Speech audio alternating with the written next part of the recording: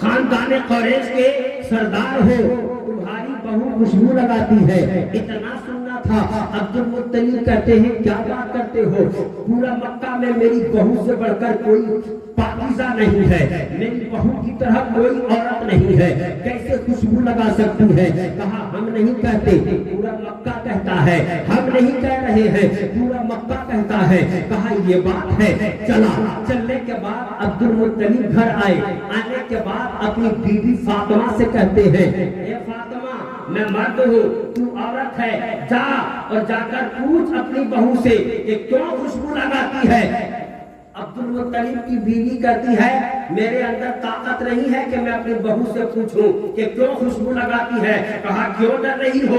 कहा ए अब्दुल मुत्तलिब, एक दिन मैं आमना से जाकर पूछी कि तू खुशबू क्यों लगाती है, तो आमना के पेशानी से इतना नूर निकला कि मैं उस नूर को देख कर बेहोश होकर गिर गई थी। कहा चलो हम मर्द हैं, तू औरत है, साथ में चलते हैं। दोनों गए और जाने के बाद आमना ने देखा ना कि ससुर आ रहे, अदब कैसे किया, एहतराम कैसे किया। आजकल के ससुर की तरह नहीं कि अगर बहू है घर में आवाज भी नहीं देता और चला जाता।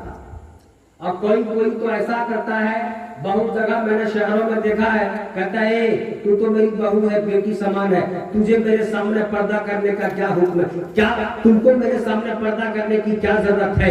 ऐ ससुरो, तुम्हारी गैरत मर गई। अरे जब देवर को देवर के ऊपर हुक्म है तो उसकी तरफ आंख न उठाए।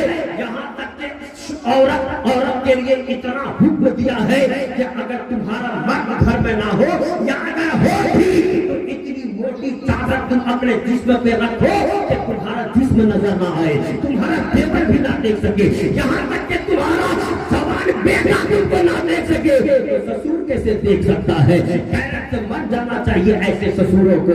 सुनो सुनो, आमना ने देखा कि मेरा ससुर आ रहे हैं, बैठी थी खड़ी हो जाती है, चेहरा झुका लेते हैं, शर्म के मारे कहती है, शर्म के साथ कहती है, बाबा क्या हुआ, आज बगैर बताए आ गए, आमना से कोई खता तो नहीं हो गई, आमना से कोई गलती तो नहीं हो गई। नहीं बहू, तुझसे कोई गलती नहीं हुई है, एक सवाल करना चाहता हूँ, बता सवाल का जवाब दोगे। आमना कहती हाँ हाँ मैं सवाल का जवाब दूंगी, आप सवाल तो कीजिए। अब्दुल मुत्तलिब कहते हैं, एक बेटी आंखों को नीचे किए हुए ससुर अपने बहू को देख भी नहीं रहे हैं। अरे उस वक्त अगर देख लेते अब्दुल मुत्तलिब गिरफ्त में नहीं आते। अब्दुल